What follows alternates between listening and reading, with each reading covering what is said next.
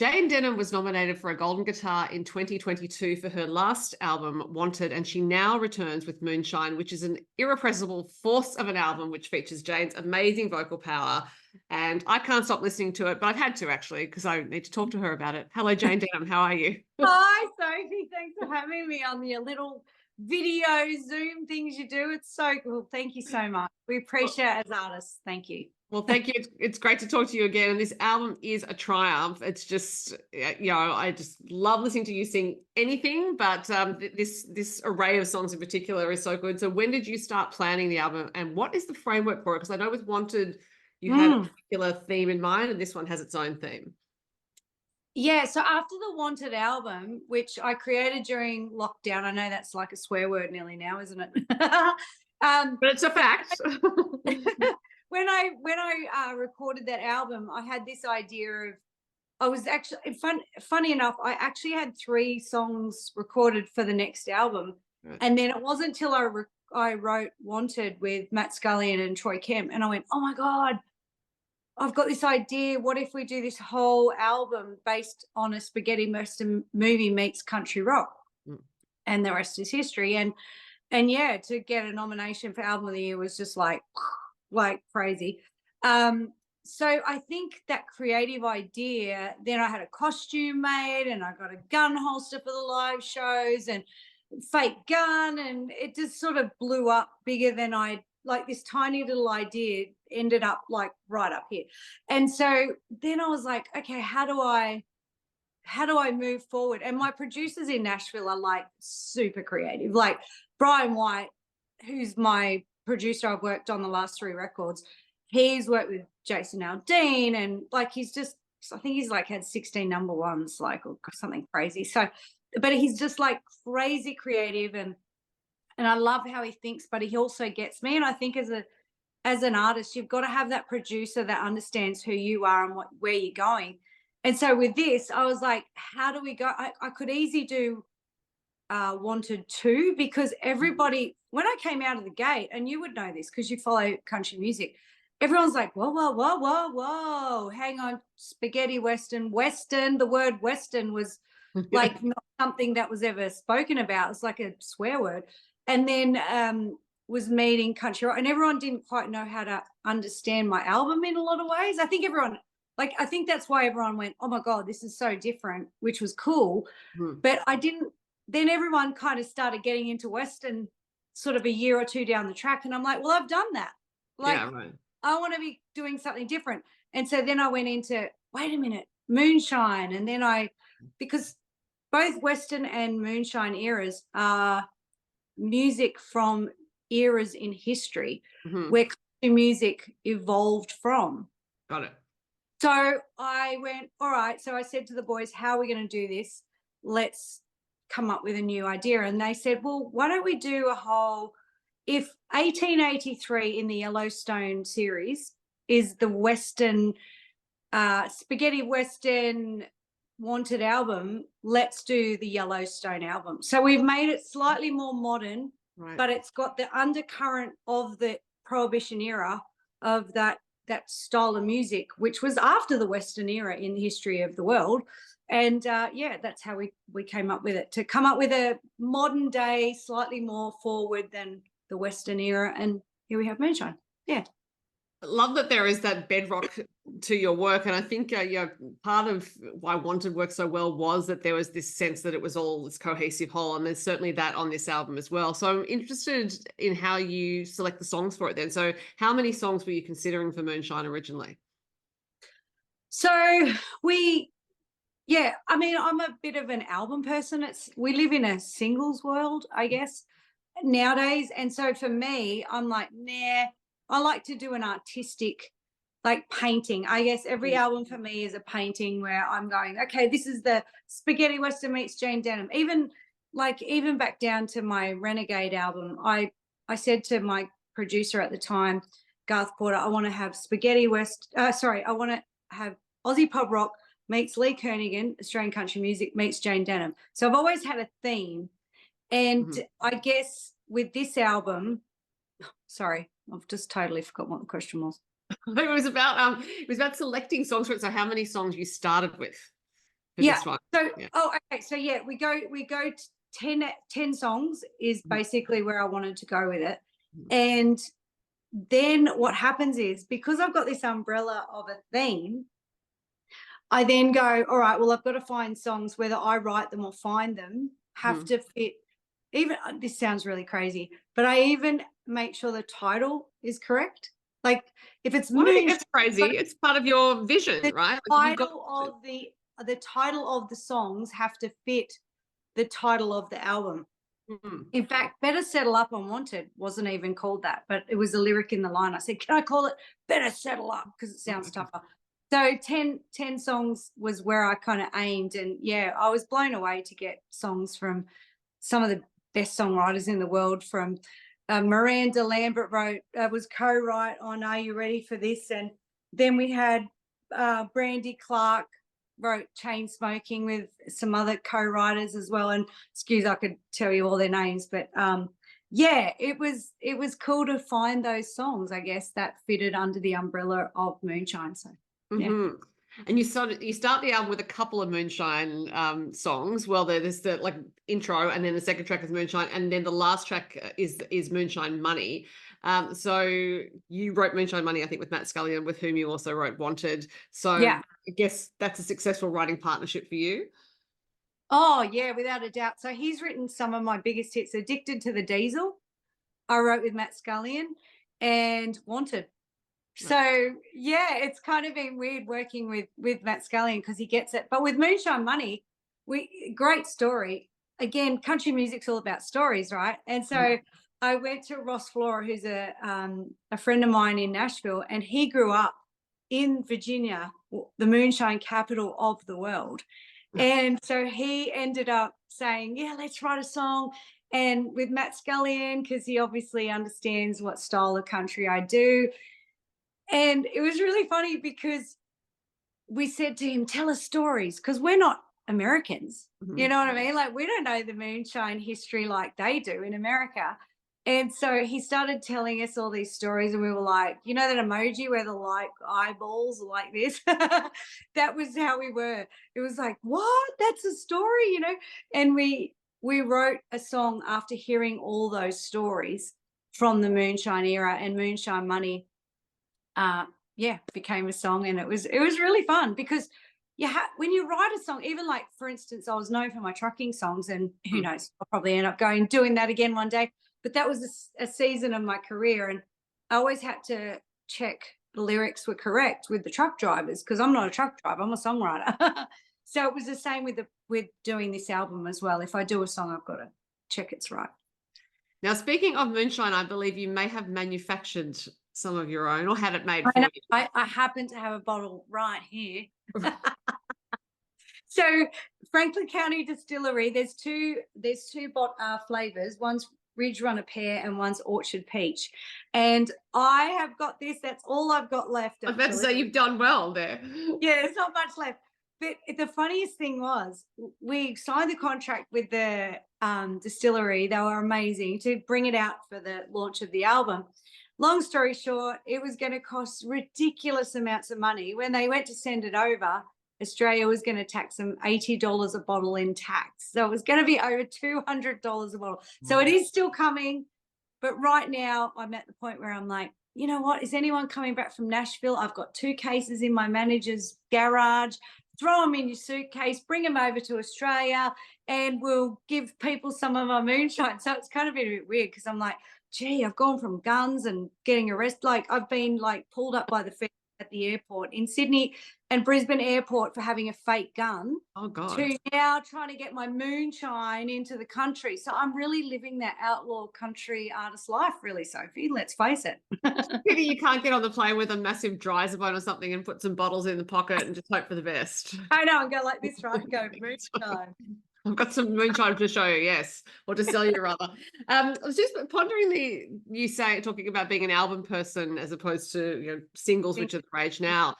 It seems almost like a decision where you've got to hold your nerve as an artist these days to commit to an album and present it as a body of work. And say, no, I want to do this, and this is what I'm putting forward, because there is a lot of pressure, I would think, to just release single after single and not think about albums at all. Oh, 100%. And I think for me personally, I've learned to pivot in my career. Like I sort of do this for a while, and then like you want as an artist, if you paint the same picture, it's all the same and you get bored. So Mhm. you've got to be able to pivot. And then so that's why I think for me, I've been able to go, oh, wait a minute, I've got this idea. And it may not work.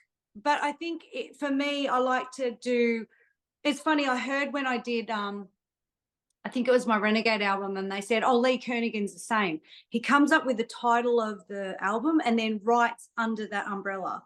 Mhm. And for me, and I didn't know, but that's what I was doing. And Garth Porter said to me, that's exactly how Lee Kernighan works. He has a theme, and Mhm. then that's how he builds, I guess, the picture around the picture frame. Mhm. And you know what? That's fun because then you have to really concentrate to get it right and make sure it's, but it also narrows it down because it's easy to go into a songwriting room and go, hey, I'm Jayne Denham and let's write a hit today. Thank you very much. Mhm. You know, whereas I'm like, okay, it's got to be about a gunfighter in the Wild West and blah, blah, blah. Like, so songwriting even makes it target. So Mhm. it's super fun. I love that. So for me, I think I'll always be a bit of an album person. I mean, I have released singles that aren't on records. Mhm. And they're just like wild projects. Like Hung Up on You, I did a song with Troy Kemp many years ago, and we just recorded it just because we were going on tour, and it ended up getting a Golden Guitar nomination. So, you know, you do those sort of projects as well. But I got to say, I think whenever I'm doing music, I think I'll stick to. I like to present a body of work that's at a moment in time. It's fun. Yeah. Well, particularly for the audience, I think, I love an album because it is that bigger arc of the story, and then the stories within it, which are the songs, and it does, Even it's like satisfying. Beyonce. Yeah, Yeah. exactly. And even like Beyonce now or Adele or Taylor Swift or all those artists, they're all, whether it's Pink or they've always kind of gone, all right, this is the snapshot of that moment in time and this is the body of work I'll put around it. So anyway, if I can be as close as cool as Pink and Beyonce, I'll be happy. I think you're doing very well, Jane. And anyone who comes to see you at your live show will no doubt think you're very cool as well. Although I imagine the gun is not with you this time because it's a different theme of show. No, I have to say I kept the gun. Oh, you get the gun. Now, you see, you get the two chapters at a live show. Aha, okay. Because I was going to leave this question to the end, but since I've raised it, I will say you are going on quite an extensive tour for the next few months, and then you have some festivals towards the end of the year. But I would imagine your show doesn't need much adaptation between gigs and festivals because it'd be quite an entertaining enterprise. Oh, for sure. And I think, to be totally honest, I've never, and I'll always keep you guessing, Sophie, don't worry. So the ticketed show is a very different show to a festival show for the Ah, first time. okay, Hmm. all right. Well, then people will just have to catch you at both, and I will. Yeah. So, and I've done that on purpose because you have at a ticketed show, you have a little bit more of an intimate show, whereas at a festival, they're there to see all of the above.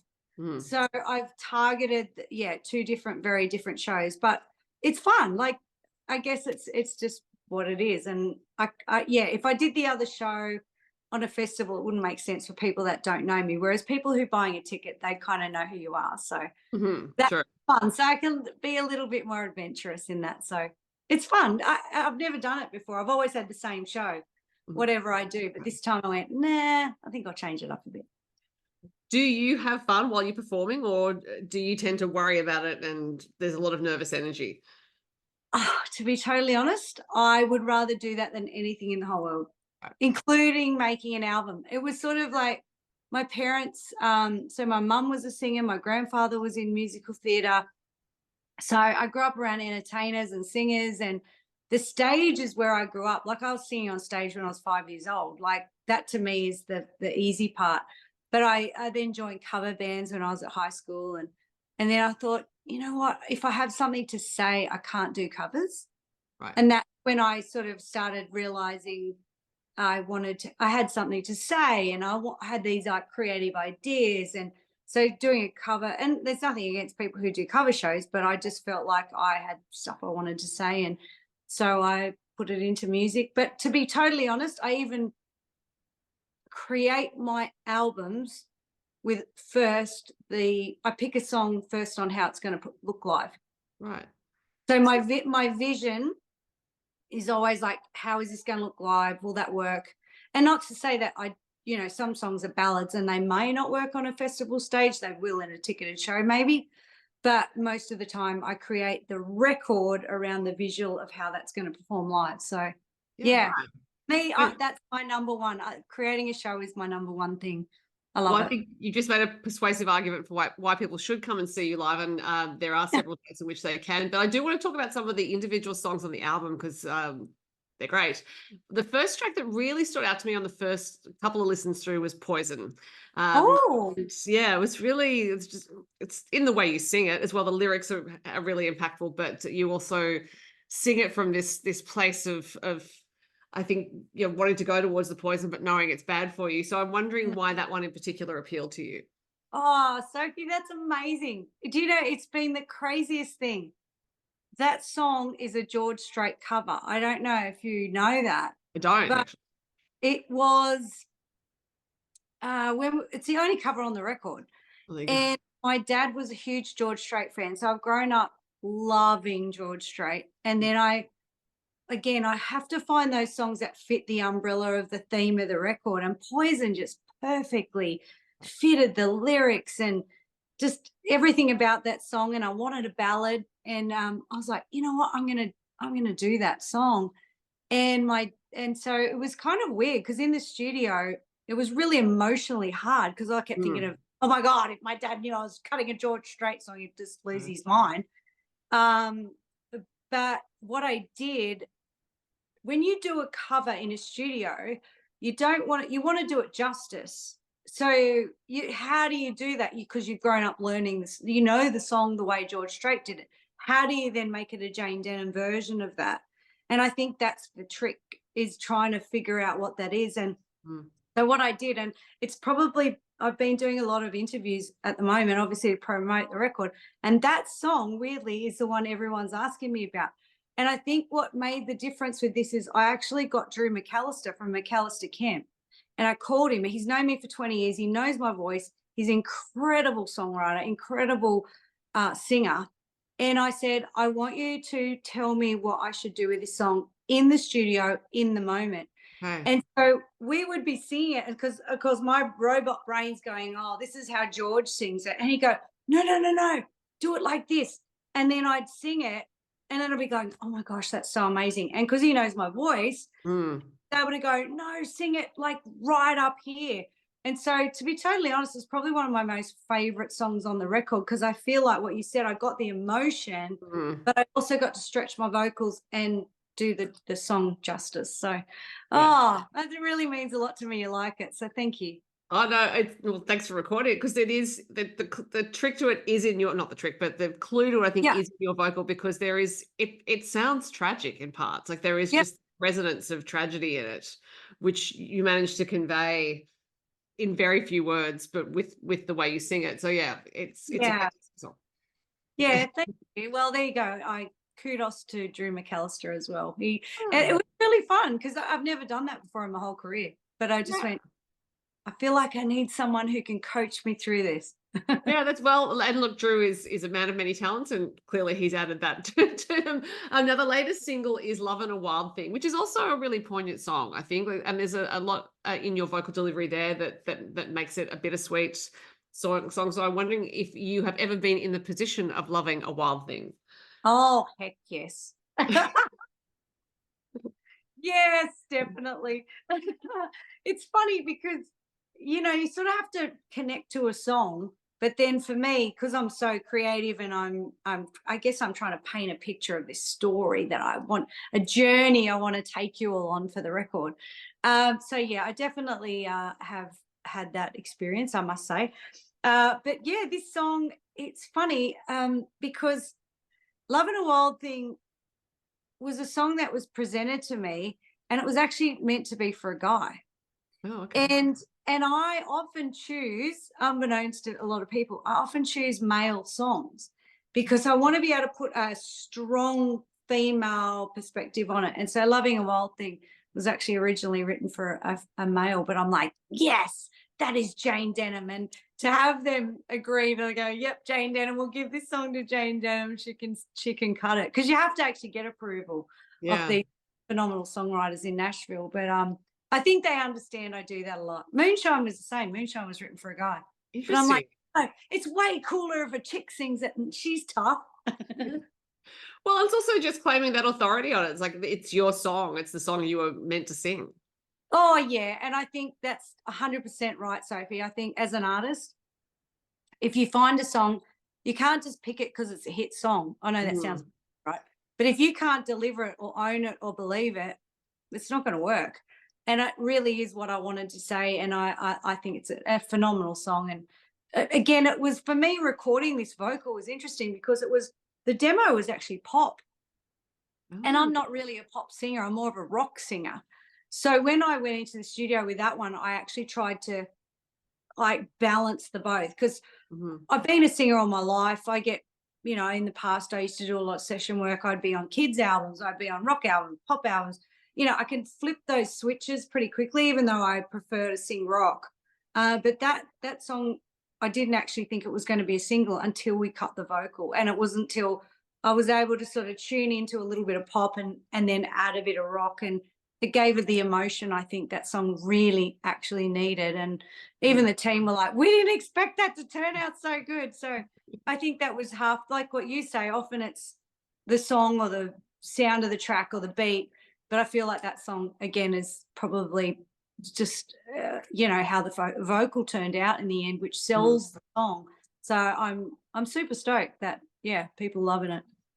It has a lot of depth to it, that vocal. And a completely sort of opposite experience is the song Stunt Double, which is really and I really like the central premise, which is that it would be great if you could have a stunt double doing everything for you, for which you could then claim the credit. So I'm actually wondering, Jayne, if there's anything in your life for which you would genuinely like a stunt double. I'm guessing live performance, no, because you want to be present for that. But is there anything else that could use a stunt double? Well, it was funny because on both the Wanted and the Moonshine album, it's kind of like there's all this badass stuff, like I want to shoot you, you're bad. And then I'm like, I can't have the whole album where you go on this journey and then it's all bad, you know, like I got to have some fun in there as well, because I mean, I don't take myself all that seriously. So I was like, as soon as I heard Stunt Double, I was like, oh my gosh, this is perfect because it's fun. But where the stunt double idea came from was because if you were a moonshiner and you were on the run from the cops, you'd wish you'd have a stunt double. So that's where the idea, because at first my management like, why are you wanting to cut stunt double? I said, because they're on the run. They're moonshiners. They're badass dudes. And they went, yeah, that's actually quite cool. So I can't say I've had a stunt double, like, I don't know, maybe in relationships, because that's what the song's about. It's all about, and again, I think this is probably one of my favorite songs to perform, because you can really own it, because it's the lyrics of the song, which I can't quickly pluck out of my brain at this second. Oh, gotcha. Oh, here we go. Go. Hang on, sorry, I'm just going to put this. That's better. Okay. So yeah, so basically it's like you know that you're on the run from the cops, but the lyrics of the song is all about a relationship. And so when your heart is broken, you wish someone else could feel that pain and walk through that. And let's face it, we've all kind of been through that. So yeah, that was actually one of the very first songs I picked for this record, because I was like, I could personally really relate to it, but it also, I could squash it into the umbrella of the album, because, you know, stunt double, you got to have a stunt double when you're on the run from the cops, right? And now you recorded Are You Ready for This with Hurricane Fall. And so I'm wondering how you came to work with them. I imagine you've encountered them at a various festival stage situation. Yeah, absolutely. Yeah, Hurricane Fall guys, I've been friends with for quite a long time. We've done heaps of festivals, but when I heard that song, they sent it to me and it was a duet, and my management were like, you should try and do a few duets this album. And so I got blown away to work with Colt Ford. And then when I heard that song, I was like, oh, it kind of suits the Hurricane 4 boys, because they're very much my style of country. They're country rock, and I'm great friends with the guys. So we were able to do a lot of shows live with them. And yeah, and so it was fun to do Are You Ready for This? It suits their branding as much as mine. So it was great to work with the boys, and yeah, we're really good mates. And I'm not asking you about the single Moonshine with Colt Ford, because I asked you about it the last time we chatted, but of course that is on there as well. And it leads into the rest of the album. Now, you wrote Risk It All with Phil Barton and Brian White. And I think we've talked a little bit about the risk of putting out an album these days, but I wonder if it sometimes feels like having a creative career is actually risking it all, because you put so much of yourself out there, and there's never a guarantee about how it will be received. Oh, absolutely. So if you hit the nail on the head, and like, I think whether it's painting, art, creating pottery, making music, art is art. Like, it's never going to be you know what I mean? It's always a risk, no matter what you do, because what you think is cool doesn't necessarily mean everybody else thinks it's cool. Yeah. But at the same time, I think that you've got to make stuff that makes you happy, and that will resonate. And that's why you have fans, because you connect with it yourself. Mm-hmm. But it's still a risk, as you say. But how that song came about, this is cool. I went on to, basically, because there was this shutdown in life, I actually got to tour the Wanted album kind of a year later. Mm-hmm. And I was doing the Wanted show. And if anyone's seen the show, it's very theatrical and lots of bells and whistles, and we have lots of fun. And then the new album was coming out, and I'm like, oh no, I've done all the festivals pretty much last year, and now I've got this album to promote. But generally you don't get invited back straight away the next year. So I was going for a run one day, and I was like, oh man, I'm going to have to risk it all. And then I went, oh my God, that's such a cool idea. And I'm like, what a name for a tour. It's Jayne Denham, Moonshine, Risk It All. And so I rang Brian White, my producer, and I rang Phil Barton. I said, drop everything. I've got the name of the tour. I said, we've got to write the song. So I had the tour name before I even wrote the song. It was hilarious. And then I was like, it's got to be a barn burner, because we need one of those songs on the record. Because again, with a record, you don't, I personally don't want it to be all the same. Like, I've got Stunt Double, which is fun. I've got Moonshine, which is a bit dark. Then you've got, not Moonshine, Poison. And then you've got Moonshine, which is upbeat. And I'm like, it's missing a barn burner. So it kind of goes, here's the style. This is what it's about. Let's go. And lucky it worked. It's one of my most favorite songs on the record. I love doing it live. We did it at Tamworth for the first time, and it went off. So hopefully everyone's going to enjoy that one. But it sounds like you do very much have, as an artist, you work from that solid concept and then fan out from there. And that's just your individual process. Some people would start with, oh, I've got a collection of songs and then I'll make an album out of them. I know a novelist who keeps a lot of potential book titles, and she never starts a book without having the title. But other people wouldn't work that way. So I think it's just obviously for you, you're great at conceptualizing and then executing. So it's one thing to have that idea. It's quite another to be able to make it come to life, but you keep doing that. So I'm wondering, therefore, just back to the songs you're working on and your voice as you go into the studio to record them, because I always come back to your voice because it is such a phenomenal thing, but it's one thing to have talent. It's another thing to know what to do with it. And another thing still to have the skills to be able to create the songs the way you do. When you spend time with those songs beforehand, or do you spend a lot of time with songs before you go to record them, thinking about how you're going to do it? Yeah. And I think I've learned in the last 2 albums too. Oh, my dog's just joined me. This is Manuel. Love a dog. My chihuahua. I think when I hit the studio, working with I've got Brian Bunn, Brian White, my producers, who are phenomenal. And then when I was in Australia, I got to work with Ben Robinson, who is a artist in his own right, phenomenal singer. Him and his brother have been mates of mine since we were kids. And I actually got to work with a producer who is a phenomenal singer. Mm-hmm. And I think that's for me what I've learned, like working with Drew, working with Ben, is being up, because I unfortunately when you can sort of switch on these different styles of voices, it's easy to not get the right one, because I think Jayne Denham country rock is a style, but if I have to, like, my mum was an opera singer, so if you ask me to sing opera, I can sing opera. You know what I mean? And that's not helpful on a Jayne Denham record.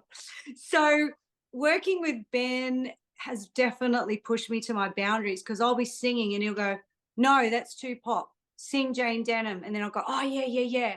So, yeah, it is great working with a vocal producer. And I've realized, for me personally, not everyone, because some people know exactly who they are and that's their style and they stick to it and that's it.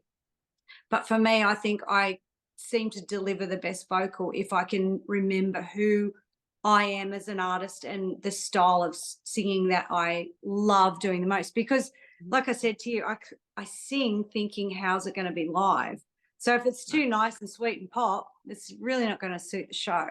So yeah, that's been a really big learning curve. The last 2 records is working. Mind you, I did work in Nashville with Brian White on my Calamity album, and he pushed my rock voice right out there. Some of those songs are like, ooh, which was also fun. So, but you know, again, you sing for the theme. Like if I was singing to rock on a Western album, that would be weird too. So I guess that's part of the art as an artist, as a vocalist. You work out what part of your voice sounds best on that track. Yeah, and I guess it's also a sense, I don't think it's too grandiose to say this, that your voice is your destiny in terms of an artist and what work you'll do. As you said, you could sing opera. You can sing all these other ways. So it's almost like, I'm curious as at what age you realized that you have this voice that could do all these things, and then it kind of manifested itself through your projects. Well, Sophie, that is probably one of the things I've learned the most in the last few years, observing young people and how I grew up and watching the next generation and the next generation and how they sing. So when I grew up, Aussie pub rock was the thing I was really into. I grew up on country music, obviously, so I had that.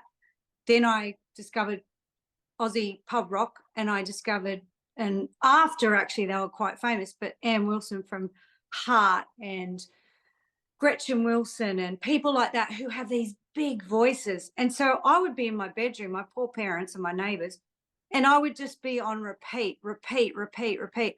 And then when I got into the studio, when I was like late teens, they're like, oh my God, you can sound like Ann Wilson. I'm like, oh my God, thank you so much. Like, she's my hero singer. But what I did as a vocalist, I trained myself to sing like her. So then as you grow as a vocalist, you then add things to it. And then it wasn't till someone said to me, for instance, if you grew up on John Farnham and you sing John Farnham all the time, you can sound like John Farnham. If you're a singer, you can mimic a singer. But then what you do as an artist, you take that training and you can adapt it into your sound. And it's like Casey Chambers. When she came out, then all this generation of singers in country music all sounded like Casey Chambers. And that's nothing wrong. It's just that's what they grew up on. Yeah. And it's the same with Taylor Swift. They don't sing like me ripping the ceiling out of the roof, you know, because that's what I grew up on and that's what I loved. And I think as a singer, people go, how do you sing like that? And I'm like, well, I don't know, it's just natural. But I think it's because I sang it from such a young age, like probably 12, 13. I started singing like that. So I learned to figure out how to use my mouth and the sound and all that sort of stuff to get that sound. Whereas if I'd grown up on Casey Chambers, maybe I would have sounded like Casey Chambers. And that's just the generation of music. But it's also what you said about finding your own identity as a singer, because that's partly, I guess, having the confidence to say, well, this is who I am and this is where I'm taking this voice. I could sing like Ann Wilson for the rest of my life, but I'm actually going to make my own sound. And I suppose that's something that's not tangible, right? That's a decision that comes from within you and an identity you're forming. Absolutely, yeah. And with that, it's like I grew up on country music, so I sang George Strait, I sang Alan Jackson, you know, like that. But then I discovered rock and Ann Wilson and all these great rock voices, Baby Animals, Susie DiMarchi. But then it wasn't till I started writing music. Like I wasn't copying like I wasn't trying to sing Ann Wilson. I wasn't trying to sing Baby Animals. I was trying to sing Jayne Denham. So I was in a rock band at the time and I started writing and I'm like, yeah, this is my rock song. I'm so cool. And they're like, nah, that's country music. I'm like, what? No, I'm a rock singer. Don't you know who I am? But what it was the influence of my childhood as country music. And then of course I sang and started writing, and my melodies and everything in my head from growing up was country. And so then I suddenly went, and then Gretchen Wilson actually came out around that time when I started writing, because I didn't actually write. Writing is the least favorite thing I enjoy to do. To be totally honest, I love to work with other people, and I've got all these crazy ideas, but I personally need to work with other people because that's not my biggest strength. And I end up with a product, but I have to work with great people. So yeah, for me, it was Gretchen Wilson came out of the gate with Redneck Woman, and I went, wait a minute, she's a bit like me. And funny enough, if you listen to her voice and you hear who she grew up listening to, it was the same era of music as me. So yeah, it was really interesting to sort of work out, well, that's okay. Like that's who I am, and my sound developed, and it's probably shifted a little bit over the years, but that was definitely my roots of where I learned how to sing the way I sing. Well, it shifted according to the projects that you have, because again, back to this Yeah. idea that you have this conception, this arc, this whole story before you even begin to get the song. So the story of the new album is Moonshine. It is called Moonshine. I've had you talking for quite a while, Jayne, so I'm going to let you go. But I love this album. As I've said at the top, you could sing anything to me and I love it, but I do love the album that Thank you put you. together. So many great songs, and you're taking it on the road so people can find you on the Risk It All tour. And Jayne, thank you so much for your time. Thank you so much, Sophie. Appreciate all that you do for us artists doing these interviews. So thank you.